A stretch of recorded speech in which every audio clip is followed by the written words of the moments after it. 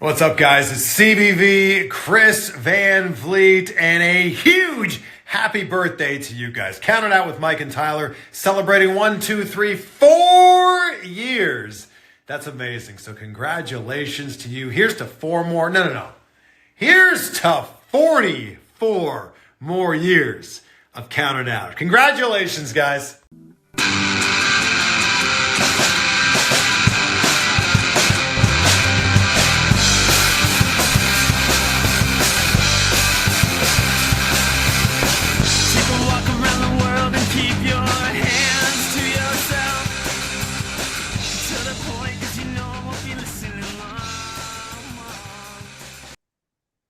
Well, we are live, pals.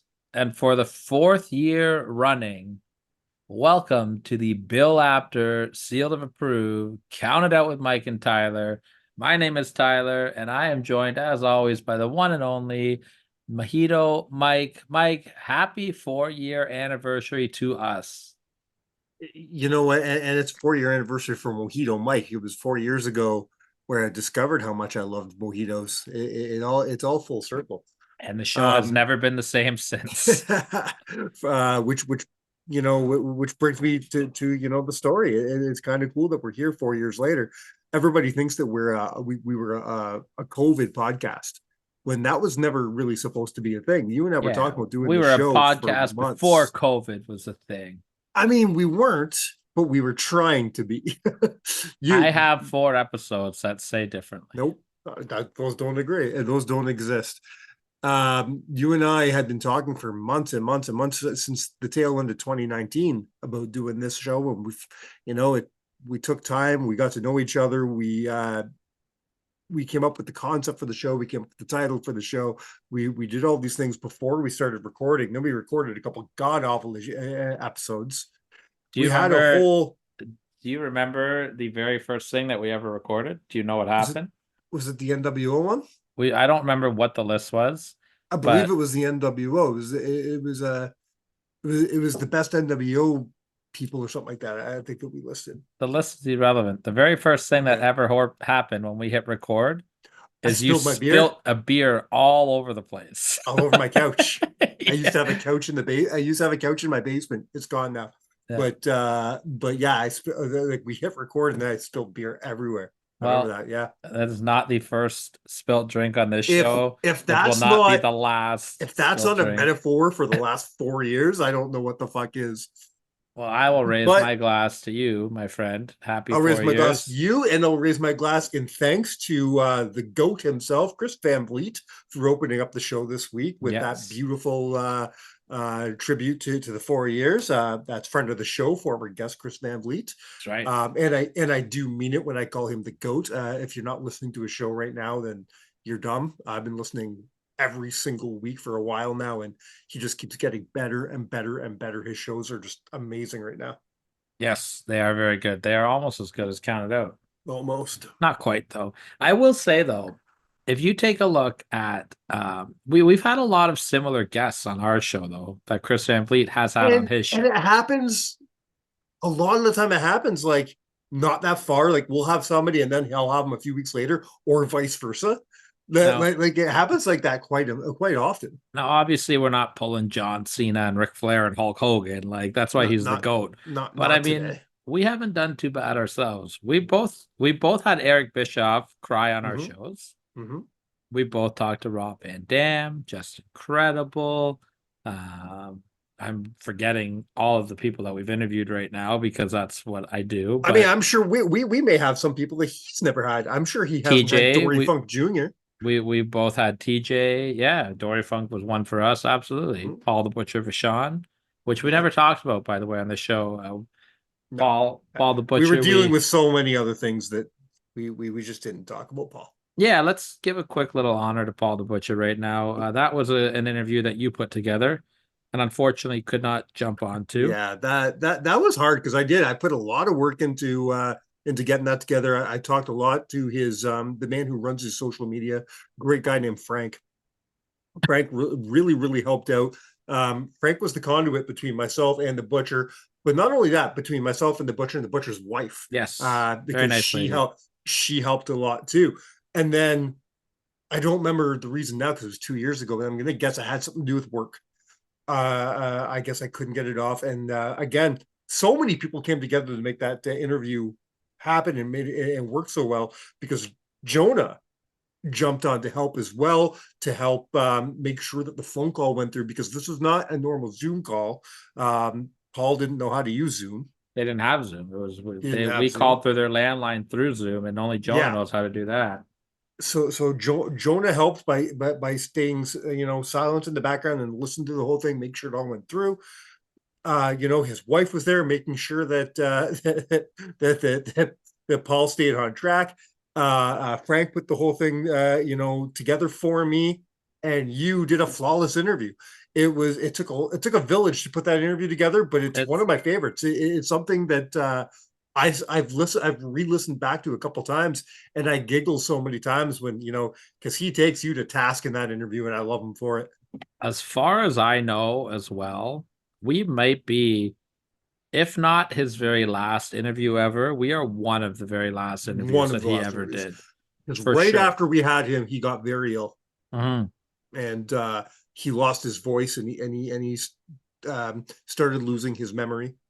There was a lot of things that he couldn't say, couldn't do.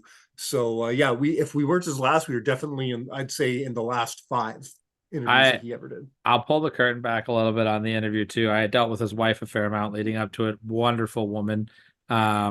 She said, okay, we're going to do it at this time because Paul has to watch Jeopardy. So we'll do it after Jeopardy. Yeah. So the day came and we made the phone call, and she had forgotten all about the interview. So she went over and just said, Paul, you have to do an interview. And I don't know. I don't know if he didn't want to do it or if he didn't know, but he was so nice. Like, he came on and we talked for about 35 minutes, maybe 40 minutes. And I was just about to ask him about the wedding angle he did on TNT. And he just stops and goes, okay, have you had enough? Which definitely means that he had enough. I was like, yes, sir. Thank you very much. I mean, when we interviewed him, the man was, I want to say, in his 80s. Oh, yeah. Yeah. So I can't imagine. I know how tired I get in my 40s. I can't imagine how tired the guy was. 35 minutes talking to you. Fuck. It's exhausting. I don't know how you do it. Exhausting. We're going to keep with a very good tradition that we have on our anniversary shows with bringing you a fantastic guest as well. Last year for our 3-year anniversary show, we had Devon Dudley join us. We have had Ian Riccaboni join us for one of our anniversary shows. I can't remember the other person we had. And you and I just talked about it. Did we have any? There was one where we didn't have anybody, I'm pretty sure. Are you sure? I think so. Well, either way, we've had a good run of anniversary. Wait, are you sure? Are you sure? No, you're right. Yeah, because we went over this a couple weeks ago. Riccaboni. It wasn't Lenny, was it? No. I don't know. I'm not sure.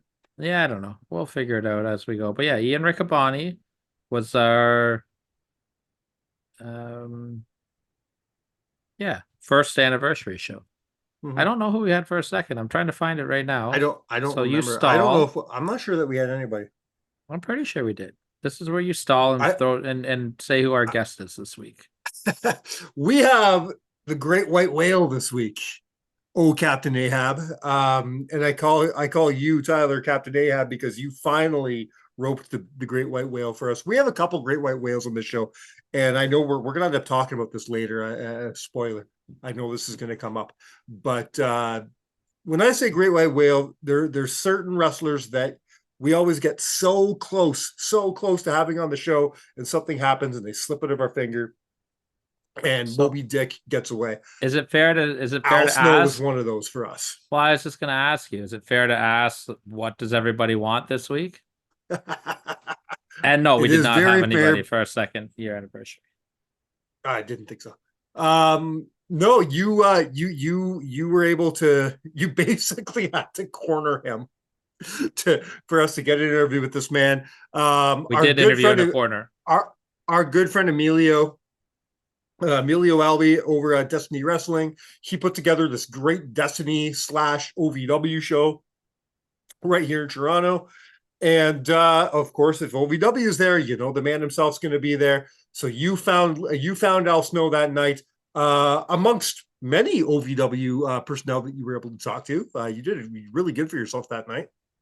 You'll be hearing them in the next But you couple tracked weeks. down the White Whale. You tracked down Al Snow. You got a few minutes out of him, and a hell of a few minutes it was. Absolutely. So before we throw it to Al Snow, we have another very special birthday shout out coming our way. So let's listen to that, and then let's listen to Mr. Al Snow. It's me, the barn burner, Van Landen. And oh, how can things change in 4 years? Count it out 7. Happy 4th birthday from your friend Van Landen. To my friends Mike and Tyler, keep up all the great work. I cannot wait to see what the next 4 years brings to Count It Out 7. Rah! Alrighty, Tyler here, counted out at Destiny Wrestling, and I have Hollywood Haley J. Door. That's it. What an honor I have right now. I am with one of my favorite personal professional wrestlers of all time, one of the greatest trainers in the business, one of the most entertaining wrestlers of all time, in my opinion. Mick Foley here. Mick Foley's not here. Of course, the man who asks, what does everybody want? The answer today is Al Snow. This is a pleasure. Thank you, Mr. Snow. Yes, finally. So you guys did this thing on Netflix recently, a little show called The Wrestler. Yeah. What a fantastic show this was. Thank you. It was really a once in a lifetime opportunity, you know, for OVW and for the wrestling business. So, you know, I'm just thrilled. Were you surprised the success of the show? Like when this whole idea first came to you, you know, and then all of a sudden it's blown up, and it really has taken off for you guys. I wasn't surprised by the success. Greg Whiteley is such an incredibly talented director, producer. He and the crew, all of them, amazing people. They did The Last Chance U and Cheer, and if anybody gets a chance to see that, their work's amazing. So I'm not surprised, but I'm really gratified and really relieved that it was as successful as it's been. I mean, it just when you thrilled. go back and watch the show, were you really happy with how everyone came across and how the final product was presented? Oh yeah. I couldn't be happier. I mean, we all, as a group, wrestlers, employees, staff, we all agreed we were going to be 100% open, both professionally and personally. And, you know, we had a conversation. I was like, we can't be half pregnant. We got to be either all in or all out. And everyone was all in. You know, everyone opened up 100%. And I think that's what made it so good. 100%. It really came across as genuine. Was there any, you know, you're kind of an old school guy, Al, especially with the business. Was it hard for you to give that access to the locker room with the crew to be around 24/7? Oh, yeah. But I trusted Greg to pull the curtain back, but not pull it so far back that it would kill the magic. That's all I care about. Is I'm not looking to insult anybody's intelligence, or but you know, like the Wizard of Oz, the movie starts, it's black and white, it's dull.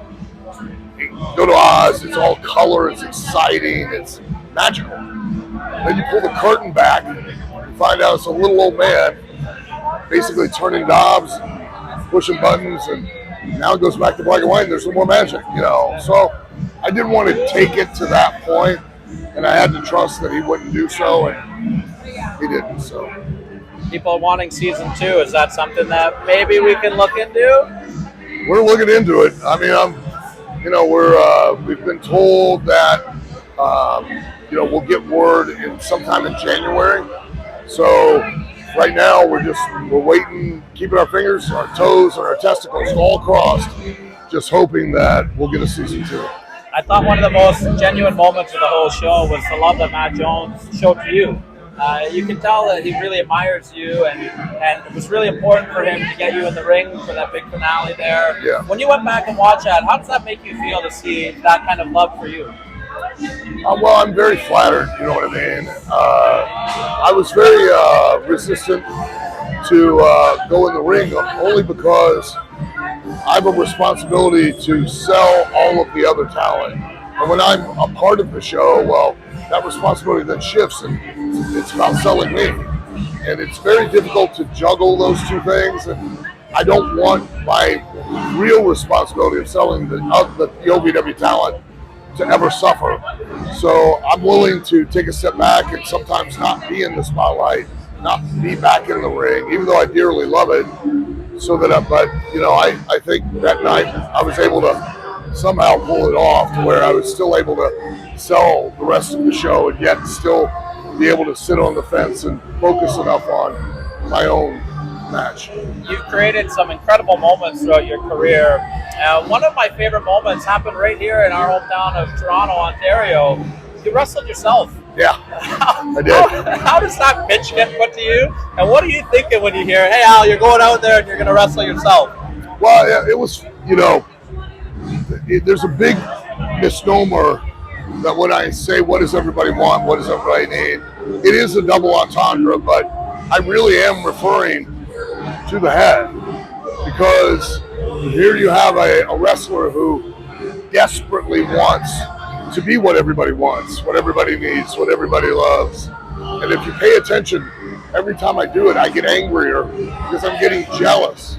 So I had an idea, and I never talked it over with Vince, but I wanted to get jealous of the head, turn on it, and then basically like you do with other wrestlers, attack them in the back and have matches and do all of that, you know what I mean? That's so fun. And so I ended up kind of doing it to a degree where I had that match where I basically wrestled the head. That's so cool. Yeah, that's fantastic. I always liked when you guys bickered. I thought that was so fun. Yeah. A lot of people also don't put two and two together. That match against yourself is what led to your famous match with Bob Holly, correct? When you guys were in the Mississippi River. Yeah, we're in the Mississippi River. Yeah. What do you remember? Like, how did that come to be? You're like, hey, we're going in the river.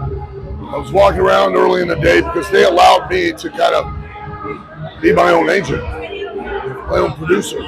So I would lay out the match, and it was warm out. I wasn't wearing a jacket, and I saw the Mississippi River, and I went, that should be fine. It wasn't. When I dove in there, it was a lot deeper, it was moving a lot faster, and it was a lot colder than anything I expected. I'm getting cold just thinking about that. Yeah. Couple more questions before I let you go. You've been so great with your time. Got to talk to you about your relationship with Mick Foley. Sure. You guys created magic on the television. You can really see your friendship. Yeah, the problem is it's not enough magic to make him disappear. You know what I mean? Or if I could like saw him in half, that's magic. Do you have a favorite moment that you can think back of working with Yeah, Mick? when he went away. That's always my favorite moment. How's your At the end of the day, when we go like this, doesn't get any better. That's it. Hate to see you go, but love to watch I you love leave, to right? watch you leave. The You last can't really watch him leave. It looks like the rear end, his ass looks like he backed into a belt sander in wood shop in high school. There's a picture of his ass on a milk carton going, have you seen me? It's gone. See, I wanted to give you that platform because, you were the punching bag of his jokes and the books and stuff. So, you know what, Mick Foley, this is Al Snow's platform now. We started that whole thing in the car, and we called it verbal boxing. I can't tell you the number of standing eights and the knockouts I hit him with. And he'd get all pouty, and then he started doing it with Edge and Christian, doing the fake laugh and all that, because he couldn't stand nothing. Couldn't hang with the champ. You sucker for a right hook. He'd always drop his shoulder, his arm would come down, and wham! I love that. The last question I want to ask you, Al, I always end all my interviews like this. You've done so many incredible things in your career, both behind the scenes, inside the ring. Is there some moments that you look back on that just make you happy, make you smile? All 41 years. I love that. All 41 years. I'm not exaggerating. I'm really grateful and very blessed to have gotten to do what I love to do for as long as I've gotten to do it. I mean, it's just, and nobody's yet to figure out. I don't have a clue what I'm doing. Fake it till you make it, brother. I just keep faking it all the time. That's how I got to this point right now. Fake it till you make it. That's right. This was such a pleasure for me, Mr. Snow. I thank you. appreciate it so much. Make sure you guys are checking out The Wrestler on Netflix. OVW is on fire right now. Jump on, check them out. They're doing great things. I'm Tyler. This is the legendary Al Snow, and you have been counted out. Hey guys, it's your good friend Bronwyn Billington, also known as the Dynamite Doll, and I am here to wish you guys a happy 4-year anniversary on your podcast, Counted Out with Mike and Tyler. I want to congratulate you, what a success that is, and say thank you for not only letting me be a multiple-time guest on your show, but for the lifelong friendship. I cannot wait to see what your future holds, and I know everything you do in the wrestling business will be successful. So congratulations. Thank you again, and I can't wait to come back on your podcast really soon. Happy 4-year, guys. Wow, that was so awesome to get to chat with the legendary Al Snow for a little bit. I wish I had another 2 hours to talk I to have him. a question for you about that night. I don't know if we talked about it on this show. For those who don't know, friend of the show, great friend of the show, Wilson. His favorite wrestler of all time is Al Snow. Mm-hmm. What was Wilson's reaction to meeting Al Snow that night? Well, Wilson actually got to do a seminar with Al Snow before the show, which was basically Al just talked for a couple hours and spread his knowledge onto everybody. Sure. And then as the show was going on, Wilson and myself, we hit it off really well, and we're talking for a lot of the night with Hollywood Haley J and her mother, Amazing Maria. And so we interviewed Haley, and then later on in the night, we interviewed Maria. And when I was done interviewing Maria, Jonah had actually made a collage, a picture that we were going to do a giveaway for here that I was trying to get all the cast of The Wrestler to sign. And Haley liked the picture so much that she asked if she could have one. Yeah. So we did it, and then all of a sudden we're just all sitting on the floor together. Me, Wilson, Haley, Maria, and we're just having a great conversation. Al was about to do a run-in for the main event, so Wilson ran out to watch that because I was like, Wilson, Al Snow's your favorite wrestler, and Haley and Maria loved it. So then when the show was over, Al was in the back. Maria and Al were talking with Emilio and a couple other people. And Wilson and I just happened to be walking by, and Maria grabbed Wilson, was like, Al, this is your favorite wrestler. Like, you're his favorite wrestler. Like, and then Al was great. Him and Wilson talked for a while. They made some jokes about Mick Foley's expense, and yeah, it was a good time. Al and Wilson had a great time, and I was really happy to hear that. Wilson deserves nice things like that, and Al gets, it's cool for Al to see the one guy who really enjoys his work. Mm-hmm. It was funny because I was interviewing Shira later in the night. Oh yeah. And I guess like it was like after the show, like I finally got him and we were doing our interview, and I just kind of looked at the corner of my eye, and Al was giving me the go home sign because they had to leave. So I was like, oh yes sir. So we wrapped it up. But that was my funny little Al Snow moment. But you had a great idea leading into our anniversary show that I'm really excited to do here. You reach out to our listeners. Yeah. And you said it's our 4-year anniversary show. Ask us questions. And we got some good ones. I'm really excited we did. Our listeners came out. Our listeners asked some very funny, some really good questions, some really funny questions, some very unique questions. I'm excited to get into this because I really enjoy Q&A shows. Chris Van Vliet's been doing a lot of them lately. Bruce Pritchard does them every once in a while. They're fun shows. Oh. I like to listen to those Ask the Host shows. And I get it. You and I haven't done anything in the business. We're not special, but it's still cool that people want to know what we think of things, and I like that. All right, well, why don't you kick us off here? We'll try not to overlap here because we both have the list written down, but I think we have them in different orders, so let's try not to overlap. But that's fine. Well, I'll start off from the beginning of my order, anyways. Are we going to say the name of the people? Yeah. Because I know some of them asked several questions. So, my very good friend, thank you for listening, Kim. Kim Petey asks, if you could interview any wrestler, who would it be and why? Ooh. You want to take this one first? I've got I've got the big names, obviously. For me, Bret Hart is number one on my list because he's my favorite wrestler of all time. Yep. But to do something that I think might be a little bit more realistic, I would really love to try to get Lance Storm on the show. I think that is realistic. I think that, I, and he'd be a great, that'd be a he's great guest. just had such an incredible career, and he's so smart. But I'm like almost intimidated by like like you know what I mean? Like he's Yeah. so knowledgeable and so well spoken, and he's such a nice guy. But it's almost like I'm intimidated to interview Lance Storm. But Lance Storm, I think, would be on the top of my list. Of course, the big one though is I want the entire new Heart Foundation, and we're working on that. We are working on that. I'll start with my unrealistic one, because I think he's the guy I think would just be the most interesting man to talk to in the world, and that's Triple H, Paul Levesque. Okay. Even before he was the boss of the biggest company in the world, I would have wanted him on the show because he is one of my favorite wrestlers of all time. Just talking about his wrestling career would be fun enough. Then you talk about his creative side, his business side, everything he's been doing for the WWE in the last year.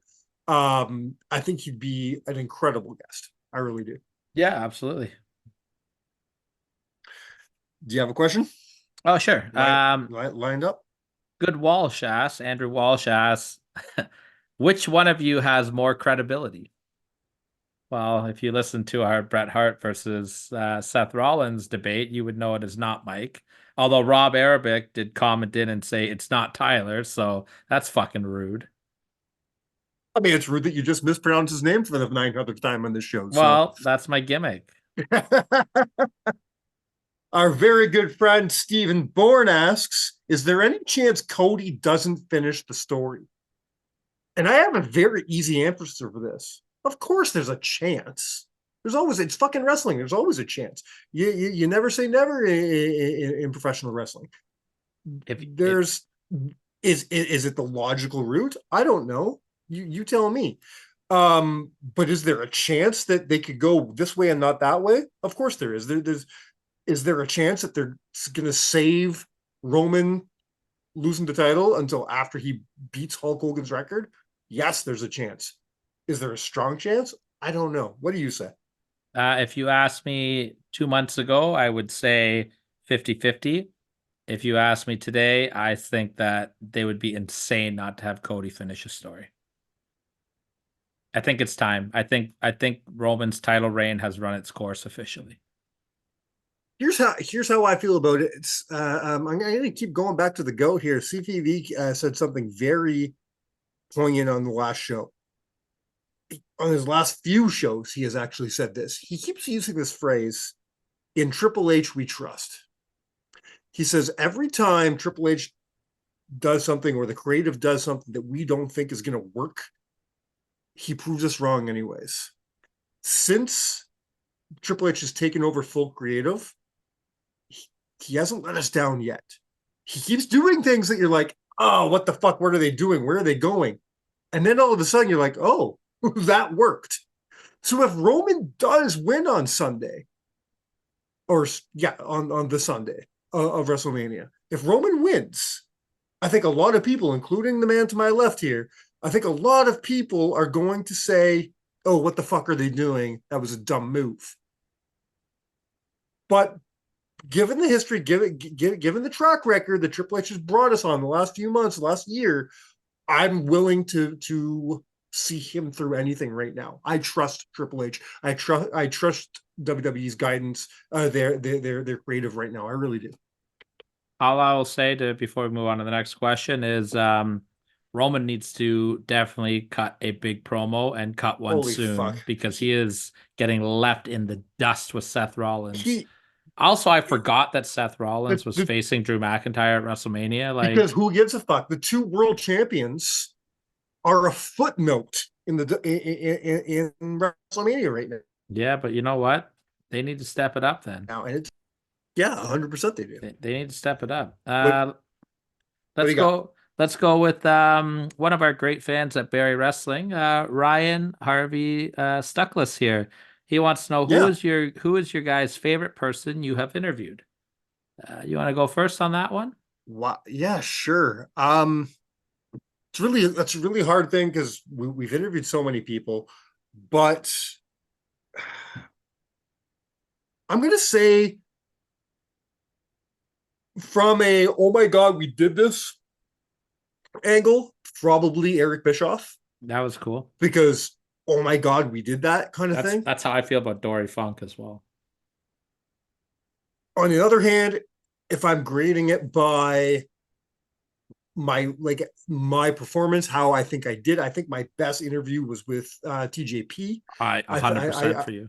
I think me and TJP had a great conversation, but the end of the day, my favorite conversation that we ever had on this show, I think, has to be CW Anderson. I was going to mention him as well. I think that's a great deep cut. I think CW Anderson gave us, like, when we were done, you and I said goodbye to Mr. Anderson. You and I stayed on the line together for almost an hour, just talking about that interview we had just did, saying, hey, I have this list of questions and I didn't ask 90% of my questions. And you said the same thing, because Yeah, that's a sign of a good guest. it happened so organically and he told such great stories that we ran out of time. And he has agreed to come on for a part 2 or even 3 if need be. He was such a gracious guest. We will end up having him back on. But that interview, from a conversation standpoint, I think it's my favorite conversation that we've ever had on this show. For me, if we're talking about, you mentioned what your best performance was. I think mine was, I really enjoyed my conversation we just had with Chris Harris. I feel like as far as an interview going, I felt like I was really on the ball on that one. But my favorite two, Bill Apter was awesome. Yeah. But my absolute favorite guest that we've ever had on Counted Out is TJ Wilson. I just like, especially like, and unfortunately you couldn't get on for the second one, but halfway through the second time that I was talking to him, I just felt like I was talking to a buddy. We were laughing, we were doing, Beyond the Mat references and King of the Ring references. It just feels really natural talking to him. So I think TJ is my favorite until we get Natty. We've only brought up like the bigger names, like the most famous names. You talk about your best performance, and yes, I think the Chris Harris interview was fantastic. One of your, don't sleep on this particular interview, because it's not a guy who worked for WWE or any big company. Your most recent interview with Ben Ortmans. Oh yeah, Ben's great. Was so captivating, was so great. I at first I was upset that I couldn't jump on because I love Ben. Ben's a friend of the show.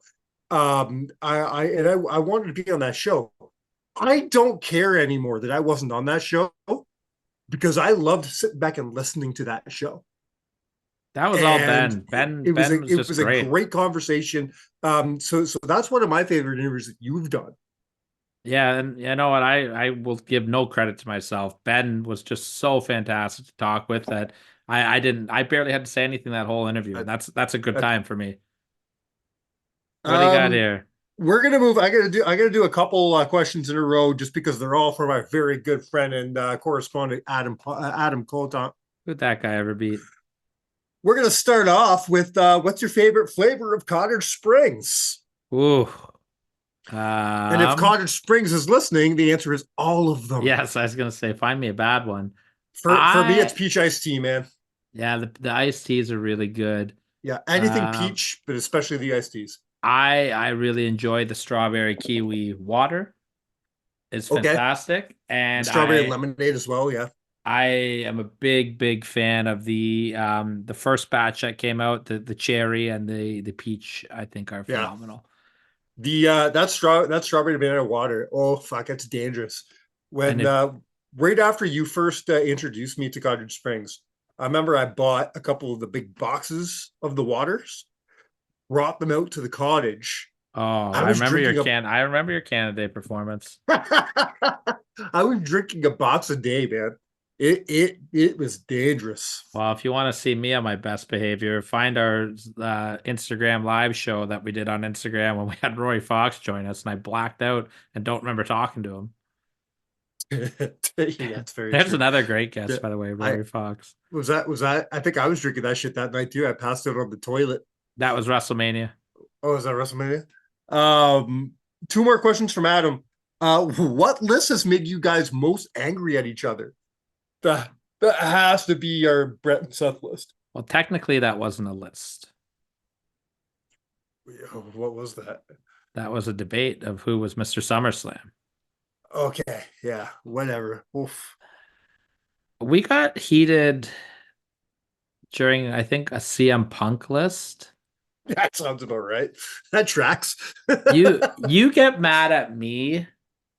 You tend to get more mad at me about lists when you're doing the lists and I tell you that you're wrong. Because you're such a dick about it. Yeah. You're not, because you're not nice about it. No. You are not nice about it. But it's also because you make your lists from your heart more Yeah, so. and then you trample on that heart. Yeah, and I make my list, like, I try to put a little bit more than just, like, sometimes I'm biased, absolutely, but I try to put a little bit more than just my heart into my list. So, yeah, I like to tell you when I think you're wrong. Last question from Adam. Who's a wrestler you hated as a kid, but respected as an adult? I love this This question. is easy for me. Yeah, This yeah. is easy for me. Will Ospreay, Bret Hart. Let me answer Rick- for you. For me, Rick Martel. As a kid, as a young Mark kid, as a kid who didn't understand kayfabe, I hated Rick Martel. Of course I did. The model, he was so arrogant. He was such a piece of shit. He blinded my favorite wrestler at the time, Jake Roberts. You know what I mean? Like he was horrible. Growing up, watching his work rate, going back and rewatching a lot of his old matches, watching this some of the stuff he did, the tag matches he did before he was the model. I fell in love with Rick Martel. Rick Martel, as far as I'm concerned, is one of my favorite wrestlers of all time. But as a kid, oh man, you get the model off my TV, man. I'm gonna say, for me, probably Tully Blanchard. That's a great answer. Tully Blanchard, like, I just second remember second greatest horseman of all the time. greatest horseman of all time. I will tell you this: Tully Blanchard is the greatest horseman that has ever been replaced by Paul Roma. Fuck you. Thank you, Sean Gibson, for that one. I think Tully Blanchard might be my answer there. I hated Tully as a kid. Of course you did. How could you not hate Tully? Flair too. Like, Flair was one of those guys that I didn't understand how good he was. But I didn't grow up to respect the man, so fair. I think Tully might be my guy, even though he quoted us a ridiculous price to come on our show. No shit. Got a couple questions up. What do you got in front of you there, bud? Let's go with how about one from my lovely fiance Victoria? I was hoping you were going to get to that one. All right, do it. How many times has Lucy the cat interrupted the podcast? For me, the answer is not enough. My favorite Lucy the cat run-in was when I was interviewing Tom Hannafin. Yeah, that's right. And he commented on it after, which was hilarious. Do you love the fact, though, that you can see the timing on that? We're talking about run-ins, and then my wife just walks right past. I saw that. The timing on that couldn't have been better. Yes, I saw that. She's no Lucy the cat, but she is still wonderful. No, she is no Lucy the cat. But she is still wonderful. Say the rest of it out loud so I don't get in trouble. Nope, not doing it. Let me ask a couple here from Rob Arabic then, because I just like to say his last name wrong. Yeah, you sure do. If you went to WrestleMania Fan Access this year, who would you want to meet? I've always wanted to meet Finn Balor. Okay. Yeah, Finn would be a big one. Maybe Kevin Steen. Yeah, I met him. He's cool. Yeah. Triple H. If Triple H is doing it, who knows if he does? If Triple H does these things still, he'd be at the top of my list. Who do I want to meet? I think I'd want to meet CM Punk. I've never met Punk before. Yeah, I don't know if he's going to do it this year, but yeah, he's announced. They announced him for Mania. He's doing something. Okay. Randy Orton would also be on my list of people I'd like to meet. Good call. Somebody who I assumed you were going to mention. I'm surprised you didn't mention Charlotte. Yeah, Charlotte would be cool. I think I'd rather meet Becky, in all honesty. Really? Okay. Big fan of Becky. Yeah, I like Becky. Right Rob also asks if you could find that one rare collectible to put in your collection, what would it be? This is on you, man. I'm not a big Oh, collector, but anybody who's been to your basement knows that that's there's so got to hard. be a couple holy grails out there for you. You know what I would love? You're big on programs and things of that nature. Would it be something like that? No, I'm gonna go a totally different way.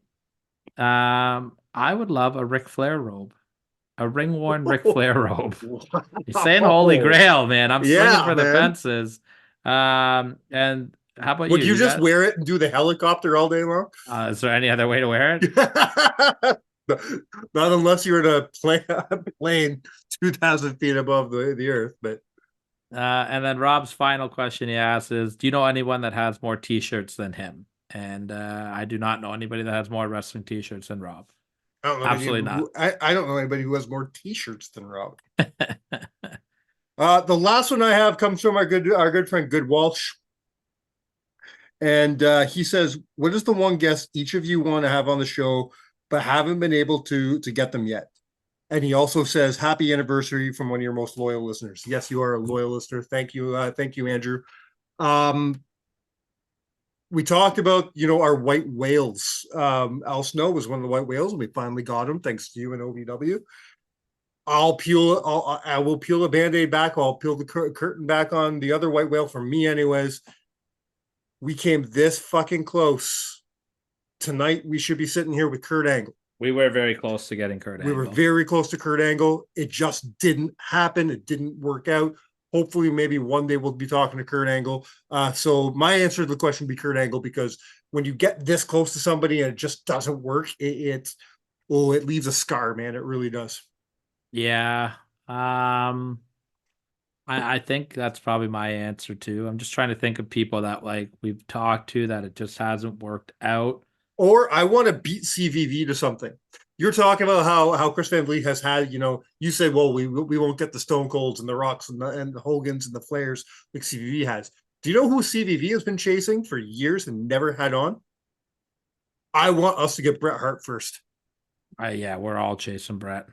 Let's be real. CVV has been trying to get Bret for 10 years and still hasn't got him. Yeah, let's be real. We're all chasing Bret.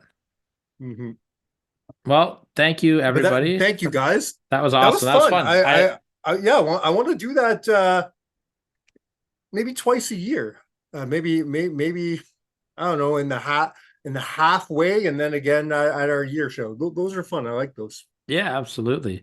Thank you to everyone for that. Please also, if you have not, please subscribe to our YouTube page. Where all these great reels I've been working really hard on have been going up there, and we're having a great response to those. Some really really fun comments and people following them along. And so many famous people jumping on, liking, commenting. I think we talked last week about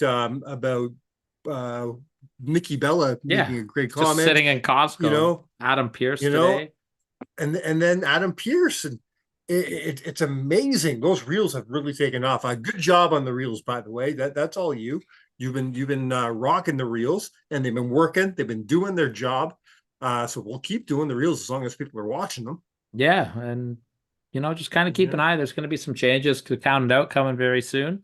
I don't want to say too much about it right now until we've got some stuff locked in officially. But the show is going to start looking a little different but we're now entering our 5th year. Today marks our 5th year, or the beginning of our 5th year. Moving forward in our 5th year, we're going to start rolling out small changes. Might see some new music, might see some new art one day. Who knows? The format might change just a little bit. It's not going to happen overnight, but we got plans, right? Yeah, always got to be evolving. But 100%. We are at the Heart and Soul of Things, a list show, and we do have a list that we are going to get to in one moment.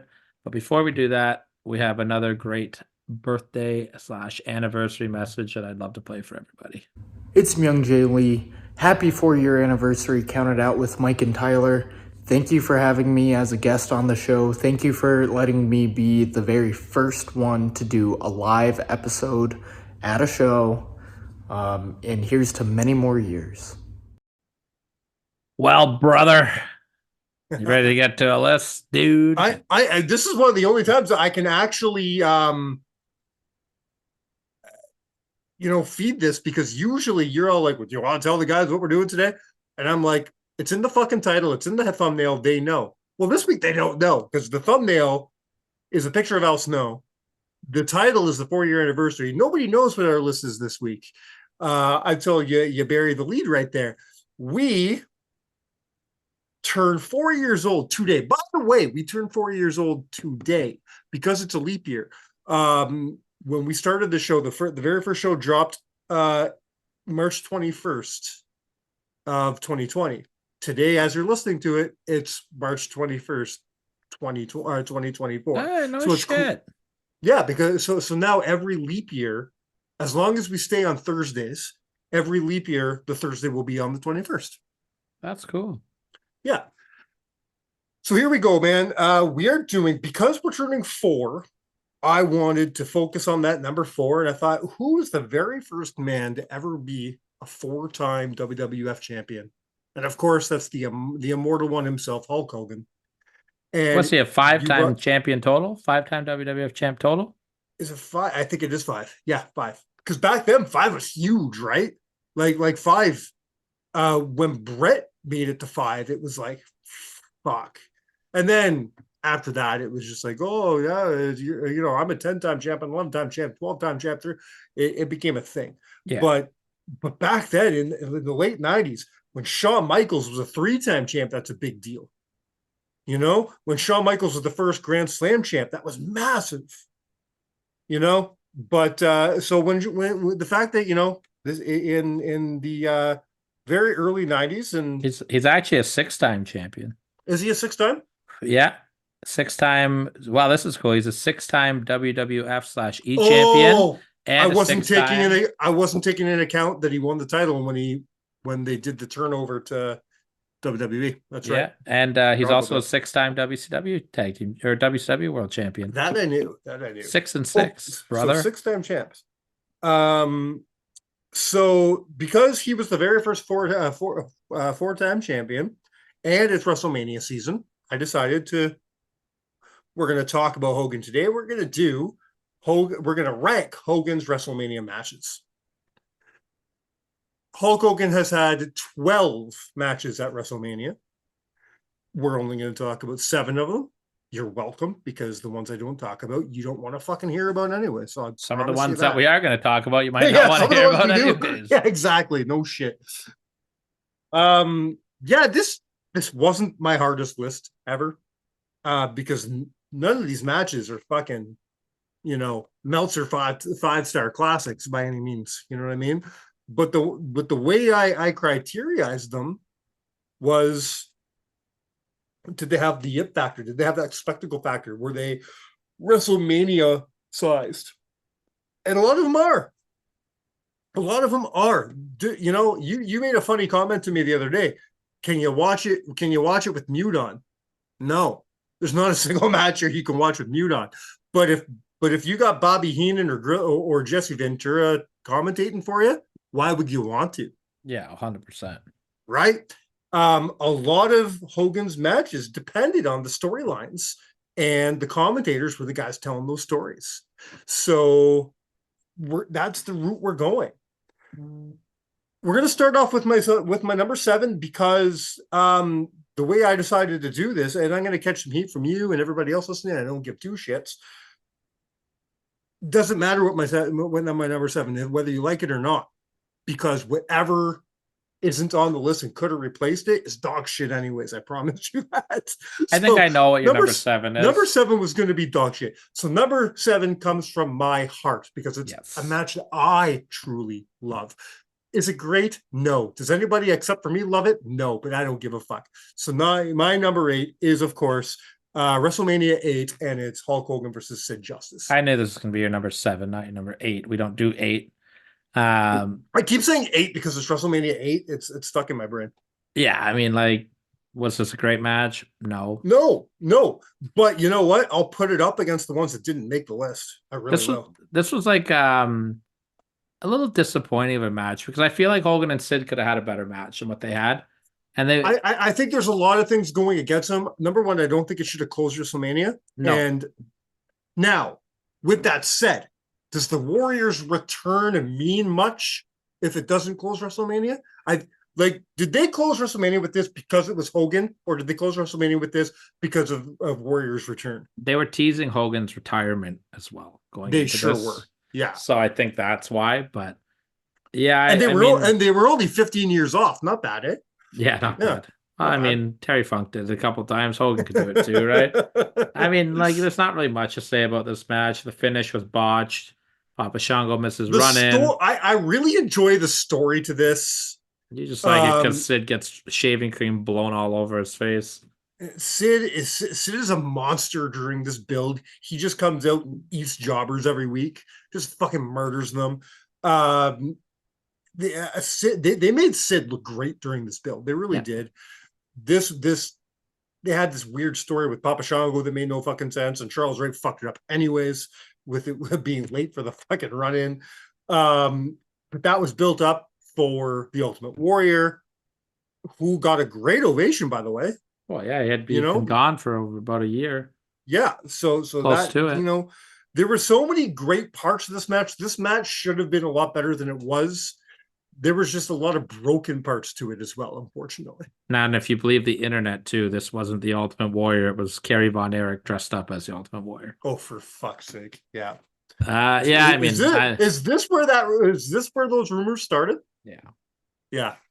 I don't really have much more to say about this match. Just carry on here. My number 6. We're gonna go back to where it all started, man. We're gonna go back to WrestleMania 1. I love this match. So do I. But again, it's all about the story. There's so much going on here that it's really fun. But it's not a great tag team match. I disagree. I think they tell a great story during this match. And I think the fact that Hogan this was the peak of Hulkamania. Yes, like it was. This is when there was nobody bigger in the world than Hulk Hogan at this time. Mr. T was an A-list celebrity at this time, and Piper and Orndorff were the two most hated men in wrestling. This was a perfect storm, and this was the perfect match for the first WrestleMania. Roddy Piper, there was no bigger heel in the world than Roddy Piper right now. Maybe Ric Flair, but Roddy. Everybody hated fucking Roddy. It was great. I thought they told a good story. I thought Mr. T held his own. Can you imagine Paul Orndorff during this whole run? Paul just had to fucking sit. He had the easiest job in the world. It was built-in heat for him. Tagging with Roddy, and put in. Let's give Bob Orton his due. Because Bob Orton could get heat too back then. Oh, big time. You had Muhammad Ali and Snook out there as well. It was wild. God. So Liberace was ringing a bell. The Rockettes were in the ring. Shit was crazy. But I do find the match a tad boring. Really, which is why it's my number 6. Yeah, I do. I love this. I think which is why it's my number 6. I think they lay it out really well. I enjoy this match. My number 5, I might catch some heat for, but not from you, I don't think. I think you're going to agree with me. I think you're going to be on the same page as me. I think you're going to understand my logic here. But I think the old school fans, the older generation of fans are going to yell at me. But I'm going to WrestleMania 3 for Hogan versus Andre for my number 5. This is exactly where I have it as well. Is this his biggest moment in WrestleMania history? It is. It's one of the biggest moments in WrestleMania history. But we're not talking about moments. We're talking about matches. If this was Hulk Hogan's biggest moments, this is probably my number 1. Yep. But take away that moment, take away that slam, and what do you have? You have WrestleMania 4. Yeah, no, WrestleMania 4 was way worse. So fuck, you can say that 9 times. It's horrible. It's not a horrible match, but it's not the greatest WrestleMania match that people want to make it out to be. Like when I'm ranking my favorite or what I consider to be the best WrestleMania matches, this doesn't hit the top 50. No. So it sits at my number 5. My number 4 is a match that I thought I hated. This is my my Bret Hart, my Will Ospreay of matches. The match I talk about hating, but then I watch it and I'm like, oh yeah, this is fucking fun. This is so fun. And my number 4 is WrestleMania 19, and it's Hogan versus Vince McMahon. This was a very fun match on This the is best so WrestleMania of all fun. time. This is so fucking fun, man. It's I don't know why I want to hate this match. And then I always forget that I like it and I go back to it. There's so many great moments to it. There's so many great like memorable camera shots. Hogan, so much blood. Hogan does his best Hogan. You know what I mean? I'm gonna go ahead and say, man, this might be Hogan's greatest villain. And he has fought some villains, you know, in the Iron Sheik and fucking Sergeant Slaughter, and he's had some villains. Earthquake, he's had some villains. I don't know if there's anybody more villainous than 2001 this would have been 2003. Sorry, Vince McMahon. You know what I mean? He's the funniest thing about this is the SmackDown promo that Hogan keeps fucking up and the build to it. Oh my god! But I mean, great running by Piper. The best part of the whole match is Vince peeking over the curtain. This is a fun match. Absolutely. It really is. But it doesn't match the spectacle, I think, of my next match. My number 3, we're going to Toronto for one of 2 times. And this time it's the first of 2 times. And we're going to WrestleMania 6 against the Ultimate Warrior. The first and I believe only time the Intercontinental Champion is facing off against the WWF Champion. And at least at WrestleMania. Yes, at WrestleMania, I'm sorry. They tell a hell of a story, too. Correct me if I'm wrong. It's the first time in WrestleMania history where it's a face versus face concept. And, you know, yeah, I believe so. You know, it's these 2 guys that everybody has been cheering for years, and now you're forced to pick a side. What a great concept. What a great idea. Because it's not something that was done very often. This is in 1990. Up until now, you dig your clean cut, you know, you have your good guy, you have your bad guy. It's not hard. It's not hard to choose. We're making the fans choose now. Who are you going to cheer for? Are you a Hulkamaniac or are you a Warrior? One Warrior was huge at this point too. This hadn't happened before. When you think of like what a WrestleMania main event should be, this is an example that I always turn to. Yeah. This was a huge match with 2 huge stars where you didn't know what was going to happen. And yeah, this was a great match too. For 2 extremely limited workers. Listen, Hogan and Warrior, yes. Hogan gets a bad rep for being limited, though. Hogan was a better hand than people give him credit.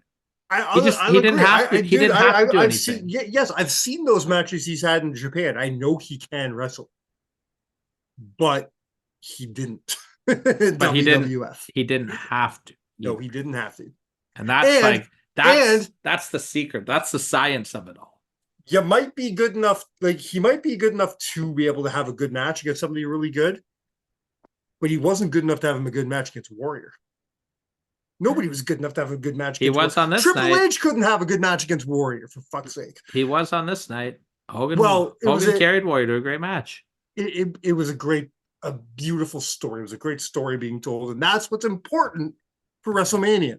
I will say with Hogan, people want to shit on him all the time. When you can get a bigger reaction by shaking your head back and forth and pointing at a guy that you can do doing a quadruple flippy duplex whatever, and I don't care how old that makes me sound, that's the real science. You get a big reaction by doing nothing. Ask Johnny Swinger in Windsor. Let me tell you, you're fucking hilarious. Let me tell you firsthand how true that statement is, because I've been talking shit about Hogan for years. I don't have respect for Hogan. I don't have, Hogan can't wrestle. Hogan doesn't do shit. Hogan doesn't put anybody over. Fuck Hogan. Fuck Hogan. Fuck Hogan. I was sitting in the Bell Center in Montreal in 2005 during a Raw taping. And there's something about it when Real American hits the fucking speakers and you're seeing Hulk Hogan live for the first time. At that point, it was my first time seeing Hulk Hogan live. You can't help it. All of a sudden, 5-year-old Mike is standing up on the seat going, and what happened to me? What happened? All of a sudden, I'm cheering Hulk Hogan. Yeah. You can't help it. And Hogan must pose. You're goddamn right, Hogan must pose, because it's money. It's so much money. And you can shit on it all you want. When you're in that arena, you fall for it. I promise you, you fall for it every fucking time. I did. We'll talk about it in a minute. My number two is not the spectacle that my number 3 was. It's not the spectacle that Hogan and Warrior is. It's definitely not the spectacle that my number 1 is. But it's a better wrestling match, I think, than my number 3. Probably even than my number 1. It's also a better story than my number 3. And that's why it's my number 2. This is one of my favorite stories in WrestleMania lore. We're going to WrestleMania watching the superpowers collide. Well, first of all, they're the mega powers. Well, I say I'm pulling a Hulk Hogan. Superpowers was Dusty Rhodes, baby. We're in the Superdome. Oh God, that's funny. Actually, that made me pop. It's Hogan versus Macho.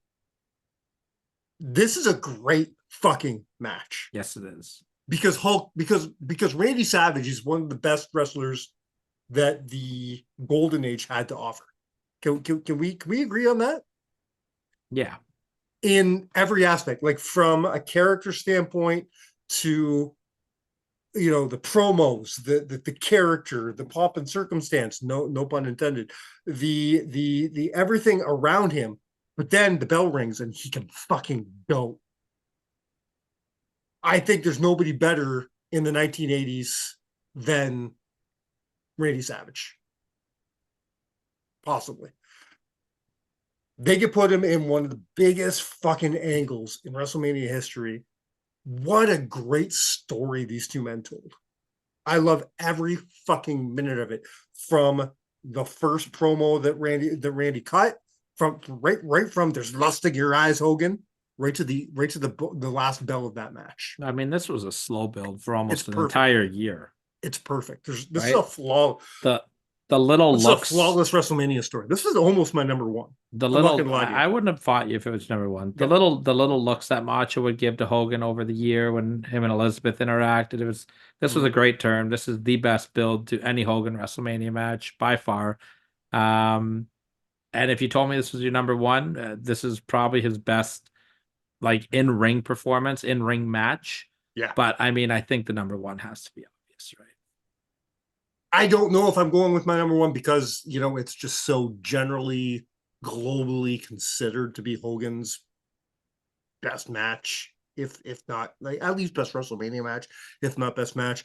But it's definitely, I think, one of the, if not the biggest spectacle in the history of WrestleMania. And it made a misconception that WrestleMania 18 is a good WrestleMania.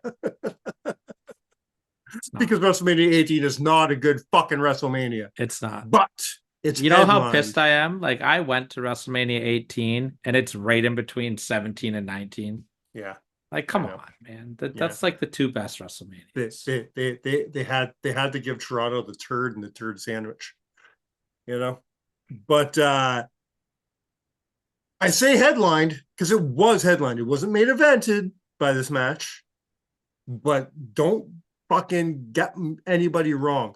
It was the headline because nobody paid their fucking ticket to see Jericho and Triple H. I'm sorry. I love both those men, and that match isn't exactly dog shit, but nobody paid money for that match. They paid money at WrestleMania 18. They walked into the Sky Dome to see the Brahma Bull himself, The Rock, take on Hollywood Hulk Hogan. Yep. Nobody can refute that fact. You just said something. You said when you saw Hogan live, you reverted to a 5-year-old kid, and we're doing 100%. this. Yeah.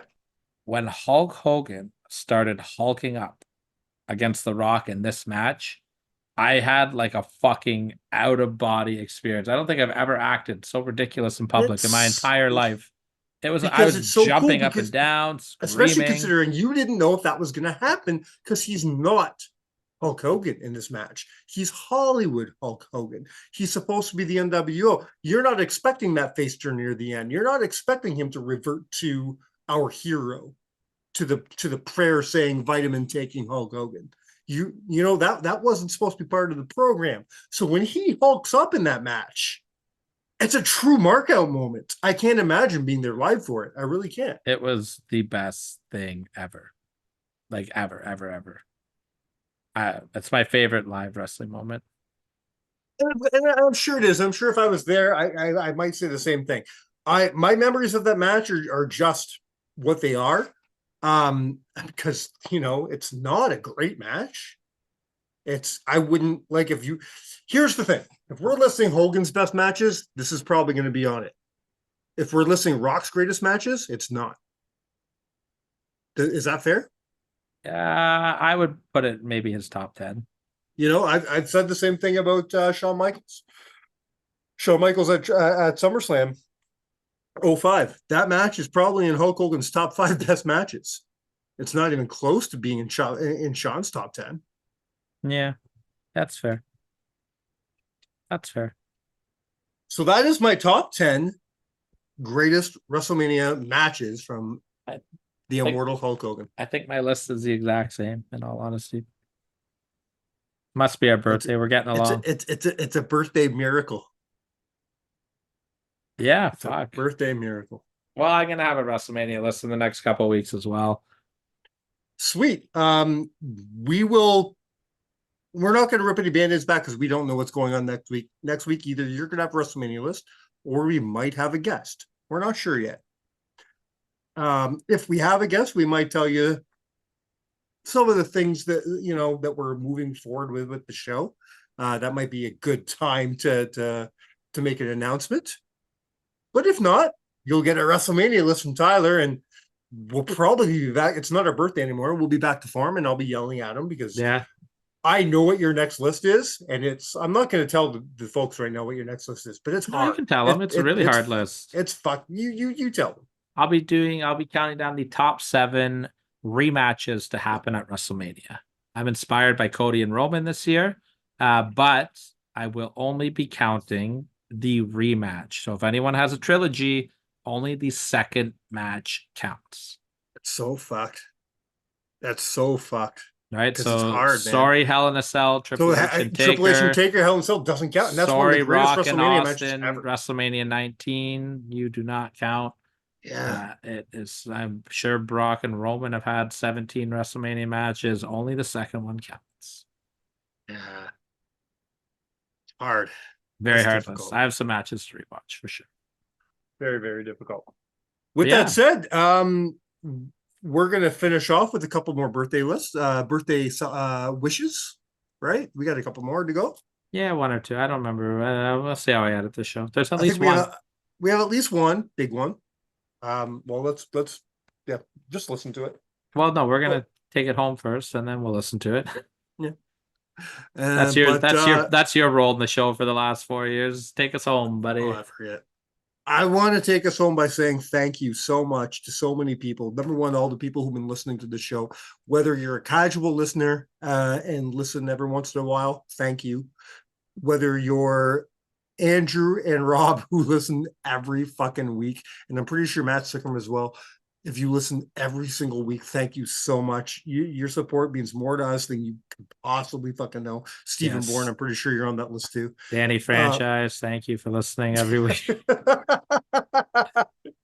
I'm gonna have to send him a fucking postcard to tell him I have a podcast. So thank you for listening. I will tell you after listening to you and Danny a couple weeks ago that the return of Danny to the show will not be making any of my lists for best set rematches. Thank you again. While I'm thanking the listeners, I want to have a personal thank you to all the people, and I mean all the people, a lot of people who came with very personal text messages and Facebook messages to me in the last week about what I talked about last week about my friend dying, about James. I got an outpouring of messages from friends about that, and I want to thank you all so much from the bottom of my heart for that. That really means a lot to me. So thank you so much to our listeners. Thank you to every guest who's ever been on this show. You've made this show so fun for us, so amazing for us. You've brought us to a whole new level. So everybody who's been on the show, everybody who will be on this show, thank you. Thank you to Ross Foreman, who's helped us out over the years with all the Impact guests. You've been amazing. Thank you to Sean Gibson and Emilio Albi, who will allow us into their homes, into their arenas, into their ring to be part of their world, and really welcome into their families, the Bear Wrestling and Destiny Wrestling families. Thank you. All these people have been supportive of this show. We couldn't do this shit without you. There's so many people involved. Special thank you to Jonah and Adam. I was going to say, Jonah, Adam, 100%. You guys are part of the team. You are in the Countdown family. Anthony, we haven't talked to you in a while, but you were part of the family as well. Wilson. Wilson. Van Landen has been such a integral cheerleader for us. We got to shout out Van Landen. All you guys have supported us. You've made these last 4 years possible. You're going to make the next 4 years possible. Or, like CVV said at the beginning of the show, another 44 years. I don't know if I can do 44 more years with this piece of shit. I can't do 44 more seconds with you. But thank you all. And last but not least, thank you, my friend, for doing this with me for 4 years. I do hope we do this for several more years. This is all about every single year that we do this, we grow. We keep growing. We're growers, not showers. That's it. There's been no year where we've gone backwards. We've never stagnated. We've never stood still. We've never took a step back. And our 5th year is going to be our biggest year. I can feel it right now. I want to give a special thanks to my chiropractor for fixing my back from carrying your ass for the last 4 years. No, I'm just kidding. I love you, buddy. The last thanks before I take it home are the most special thanks. And that's to 2 very, very, very important people. Their names are Lauren and Victoria. If they did not Pussy. And Lucy. Oh, and Lucy. Lucy the cat. I thought you called me a pussy. Imagine. You pussy. Oh, let me see you say that, and Victoria was standing right fucking behind you. Wait, she can hear me? If it wasn't for our wives, supporting us and letting us act like a couple idiots, just putting up with the fact that we're a couple kids, I dated a fair share of women before I met my wife. Don't lie to the listeners. The majority of them would be like, "What the fuck? Why am I dating a toddler? Why is he talking about wrestling on a show that nobody listens to? What the fuck is happening?" Wait, your wife doesn't do that? Our wives put up with so much. They're cool with us fucking doing this once a week with us, going to shows, taking road trips. There's so much that goes into this, the time that goes into this, and our wives are very supportive of it. I can't say enough about that. With that said, is there anybody I missed? Is anybody you want to thank that I didn't say thank you to? I think you got them all. Thank you, Al Snow, for being part of our 4-year anniversary. Thank you, Mike. You didn't thank yourself. I got to thank you. I couldn't think of anyone better to do this. But if I do, I'll let them know and you'll be out. Steve Bourne's like, ooh, ooh, ooh, ooh, ooh.